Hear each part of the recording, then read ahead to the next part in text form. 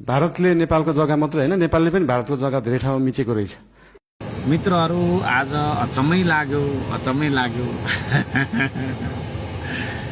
भारतले नेपालको भूभाग मिचेको अवस्था हो। लिपु लेक, लिम्पिया धुरा, काला पानीमा हाम्रो भूभागमा बाटो बनाएको अवस्था छ। यसले गर्दाखेरि त्यो सम्बन्धी निकै प्रश्नहरू मैले सोधेको थिएँ।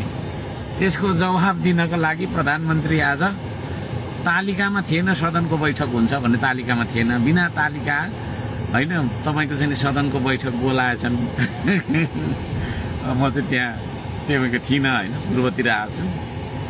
त्यो मौका छोपेर भनौँ न, अब के भनेछ भन्दाखेरि प्रधानमन्त्रीले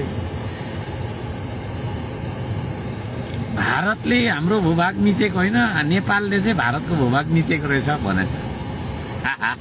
कति हाँस भुटियारा प्रधानमन्त्री। साह्रै डरपोक रहेछ साथी गाँठे।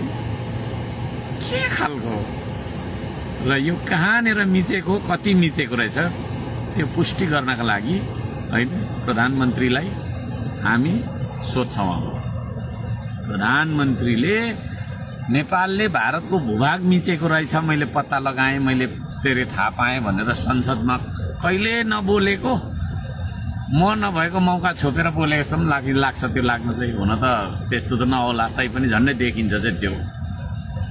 प्रधानमन्त्रीले जवाफ दिनुपर्छ कहाँनिर चाहिँ मिच्याएर छ नेपालले जग्गा इन्डियाको। यो चाहिँ तुरुन्त प्रधानमन्त्रीले पुष्टि गरेर दिनुपर्छ। र त्यस्तो यदि भएको रहेछ भने, हाम्रो मिचिएको रहेछ भने भारतले फिर्ता गर्नुपर्ने हुन्छ। र हामीले कहाँ मिच्याएर छौँ त होइन, लुते नेपाल सरकारले कहाँ मिच्याएर छ त इन्डियाको जग्गा। सेनालाई चाहिँ के अरे तपाईँको मन्त्रीको ढोका खोल्न लगाएको छ, सिमानामा कहिले पठाएको छैन। त्यो अवस्थामा हामीले चाहिँ भारतको जग्गा मिचेछौँ। लाटा प्रधानमन्त्री।